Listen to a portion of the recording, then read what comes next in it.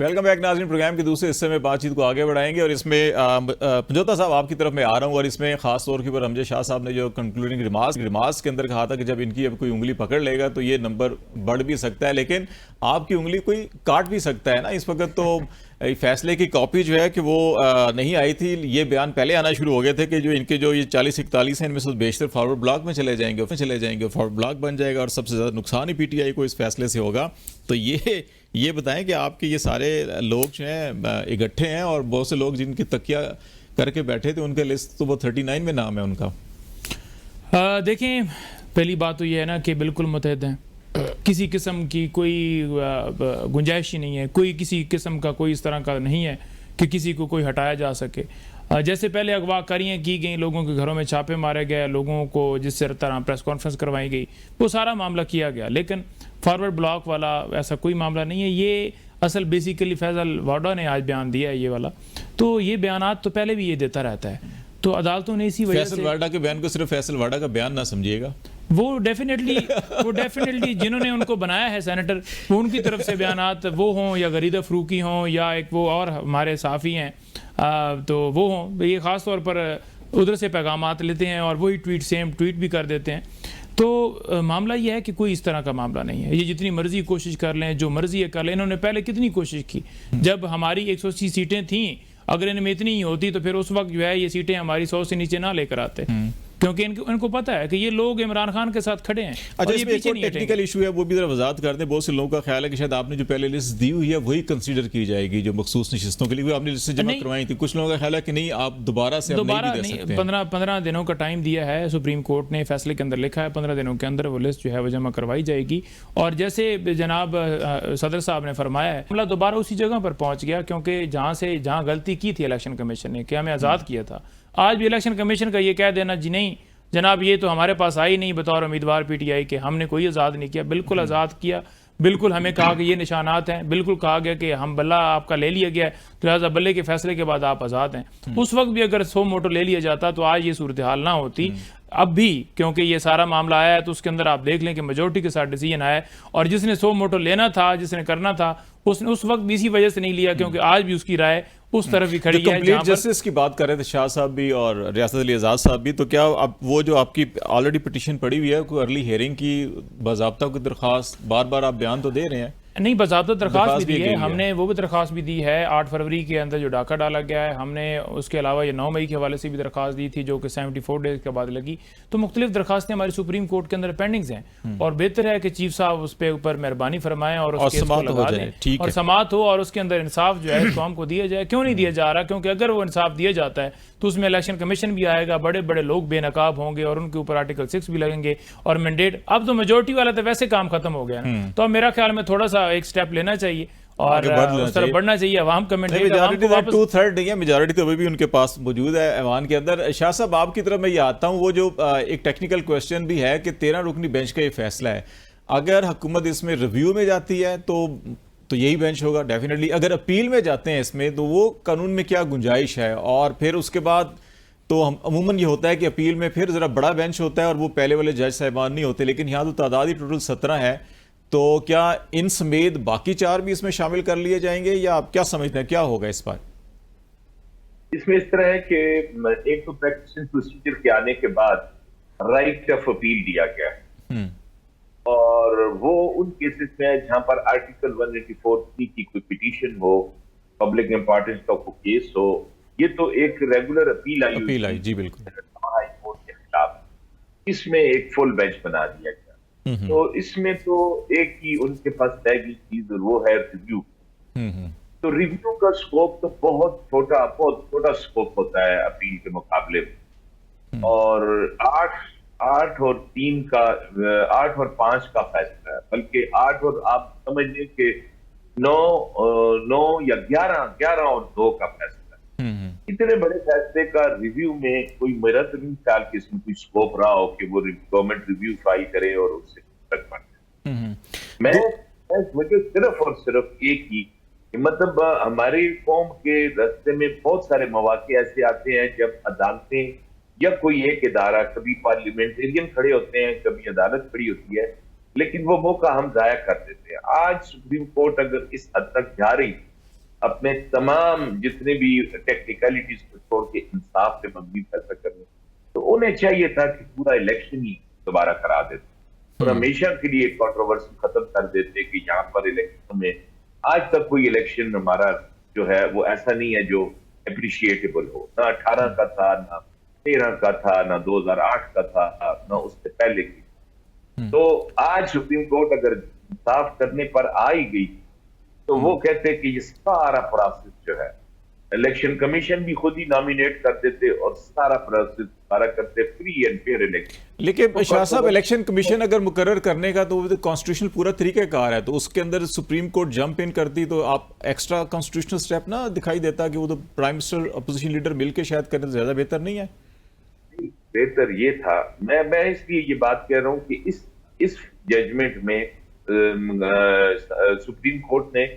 انصاف کا فیصلہ کیا ہے۔ انہوں نے آئین اور قانون یا جو پروسیجرل پابندیاں ہیں ان سب کو ہٹا دیا، جیسے ریاست آزاد صاحب نے کہا جو ان کے بالکل انصاف پر وہ گئے، تو پھر کمپلیٹ انصاف کر دیتے، اس ملک کی ایک نئی تاریخ شروع ہوتی، ہم لوگ اپنے جہاں پر ووٹ ہم دیتے ہیں وہاں پر ہمیں محسوس بھی ہو۔ لیکن میں سمجھتا ہوں کہ یہ اسٹیٹس کو بحال رکھنے کے لیے ایک چھوٹا سا وہ طریقہ ہے کہ سسٹم نہ خراب ہو، بس تھوڑا سا فرق پڑ جائے، لوگوں کے منہ بند ہو۔ اچھا، یہ جو آپ نے وہ انگلی پکڑنے والی بات کی تھی جس پہ پنجوتا صاحب سے بھی میں نے بات کی، کہ ابھی آپ سے بھی میں یہ سوال ڈال دیتا ہوں کہ یہ ابھی سے ہی فارورڈ بلاک کی اس قسم کی باتیں بھی ہو رہی ہیں، تو جو ہم چیزیں ٹھیک کرنا چاہ رہے ہیں کہ اچھا معاملات ذرا آگے جائیں اور ہم کشیدگی کے اندر ان چیزوں میں نہ جائیں، اور یہ بڑے ذمہ دار جو حلقے ہوتے ہیں، آپ کو پتہ ہے یہ کون سے حلقے ہوتے ہیں، تو ان کی طرف سے بھی ایسی خبریں آ رہی ہیں کہ جناب یہ فارورڈ بلاک بن جائے گا، بنوا دیں گے، یہ ہو جائے گا، وہ ہو جائے گا، تو آپ بھی سمجھتے ہیں کہ ہم دوبارہ جو ہے کہ وہ گتھم گتھا ہونے والے ہیں، یا یہ کس طرف لے کے جائیں گے معاملے کو؟ اگر آگے بڑھنا ہو تو پھر کیا کرنا چاہیے اس کے بعد؟ ابھی ہمیں جو بات آپ سے کر رہا تھا نا، کہ جو میں یہ بات کر رہا تھا کہ ہر چیز کو ختم کر کے ایک فری اینڈ فیئر الیکشن کرا دیتے، مسئلہ یہ ہے کہ بہت سارے الیکٹیبلز ہیں، وہ پی ٹی آئی میں بھی بیٹھے ہیں، نون لیگ میں بھی بیٹھے ہیں، پارٹی میں بھی بیٹھے ہیں، اور یہی وہ کوئی 70-80 بندہ ہے جو ادھر سے ادھر اور ادھر سے ادھر ہوتا ہے، اور انہی کی بنیاد پر ہمارے پورے ملک کی جمہوریت ہائی جیک ہوتی ہے، اور یہ پروسیس چلتا رہے گا، یہ ختم نہیں ہوگا۔ یہ آج نون لیگ کی حکومت ہے، کل پی آئی کیا ہے، وہاں سے توڑ کے ادھر لے آئیں گے، ادھر سے توڑ کے ادھر لے جائیں گے، کوئی مطلب شکلیں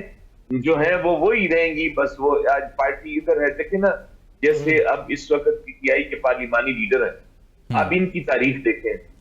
یہ پیپل پارٹی میں بھی رہے، یہ نون لیگ میں بھی رہے، یہ کاف لیگ میں بھی رہے، یہ ایوب خان صاحب کی اولاد ہیں، اور ہر پارٹی انہوں نے انجوائے کی ہوئی ہے، تو آج یہ پی ٹی آئی کے ساتھ کھڑے، مطلب ان لوگوں کا کوئی سیاسی ویسا کوئی کمٹمنٹ نہیں ہے۔ جو الیکٹیبلز ہیں، میں کسی ایک کی بات نہیں کر رہا، میں الیکٹیبلز کی بات کر رہا ہوں، تو جب تک یہی الیکٹیبلز رہیں گے تو یہ سسٹم ایسا ہی ہائی جیک رہے گا۔ پنجوتا صاحب، میں، ریاست آزاد صاحب اور آپ، ہم سوچتے ہیں کہ کسی دن روشنی ہوگی اور کسی دن عام آدمی اسمبلی میں بیٹھے گا اور وہ بالکل آزادی سے ریاست آزاد صاحب کی طرح بات کرے گا،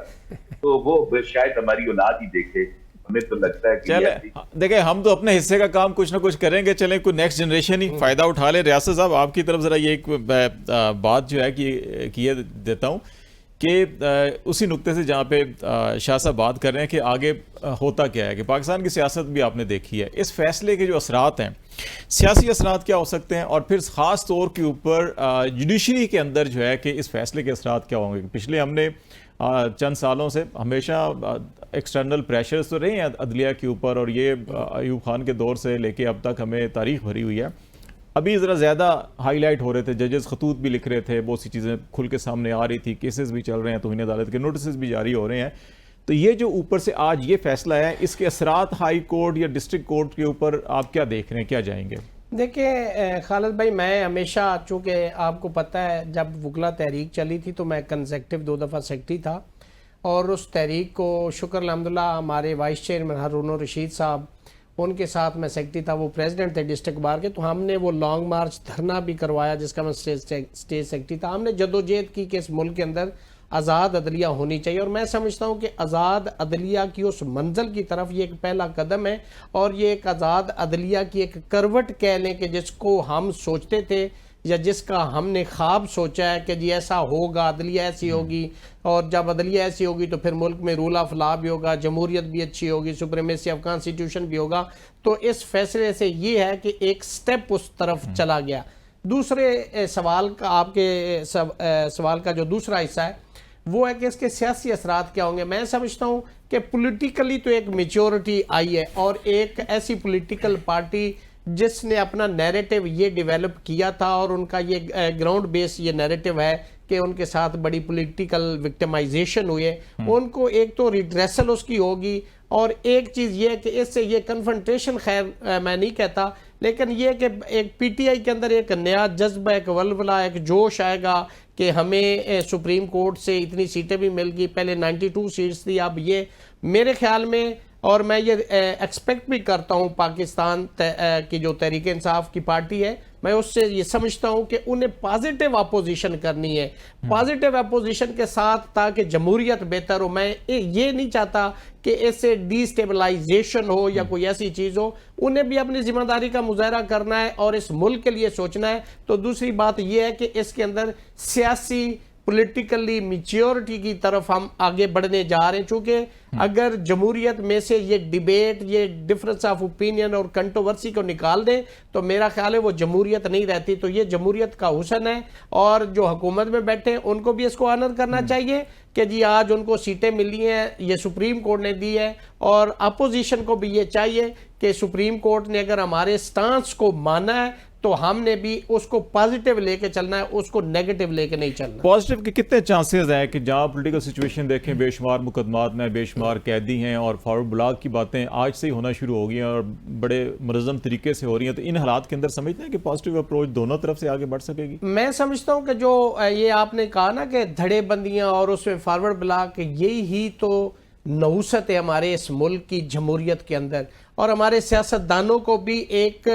بڑا کردار اور کریکٹر شو کرنا ہوگا کہ آپ نے مشکل حالات میں اگر پی ٹی آئی کے ساتھ کھڑے رہے ہیں، اب جب ان کو بہتری ملی اور آپ ان حالات میں، میرا خیال میں اخلاقی طور پر بھی یہ زیب نہیں دیتا کسی شخص کو کہ جب وہ آسانی کی طرف ہو اور آپ وہاں سے اپنی گاڑی بدل لیں، تو یہ مناسب نہیں، جمہوریت کے لیے بھی نہیں. اور شاہ صاحب کی اس بات کو میں سیلیوٹ مارتا ہوں کہ یہ جو فصلی بٹیرے نا 100 کبھی نون میں ہے، کبھی میم میں ہے، کبھی جیم میں ہے، کبھی پی ٹی آئی میں، ان کا بندوبست کرے، اور پولیٹیکل لیڈرز کو اور پولیٹیکل پارٹی کے جو ہیڈ ہیں ان کو چاہیے کہ وہ ایک لسٹ بنا لیں. چونکہ یہ جو روز بکواس ہمارے اس ملک میں کھلا ہوتا ہے نا کہ آج فارورڈ بلاک بن گیا، بھائی نظریے کی سیاست کریں. آپ کو نون کا نظریہ اچھا لگتا ہے، ان کے ساتھ کھڑے ہوں. آپ کو پیپلز پارٹی کا نظریہ ٹھیک لگتا ہے، آپ ان کے ساتھ کھڑے ہوں. آپ کو تحریک انصاف کا نظریہ اچھا لگتا ہے، آپ ان کے ساتھ کھڑے ہوں. لیکن ایک کردار کے ساتھ، ایک کریکٹر کے ساتھ، پرنسپلز کی سیاست کریں تاکہ آئندہ آنے والی نسلیں بھی آپ کو فالو کریں. اور ان کے اندر بھی پچھلے 1-2 الیکشنز کے اندر ہمیں دیکھا بھی ہے کہ الیکٹیبل کی جو پالیٹکس اس کو عوام نے بھی شاید کافی حد تک جو ہے ڈسکریج کیا ہے. ذرا ایک بریک لیتے ہیں ناظرین، بریک کے بعد واپس آتے ہیں تو پروگرام کے آخری حصے کچھ اسی فیصلے کے نتیجے میں جو بے شمار پاکستان میں سیاسی مقدمات بھی ہیں، اور پھر الیکشن ٹریبونلز کا معاملہ بڑا اہمیت کا عامل ہے جس میں فارم 45-47 کا قضیہ جو ہے وہ حل ہونا ہے. ان معاملات کے اوپر اس فیصلے کے کیا اثرات مرتب ہوں گے، بریک کے بعد ہم بات کریں گے. ہمارے ساتھ رہے گا.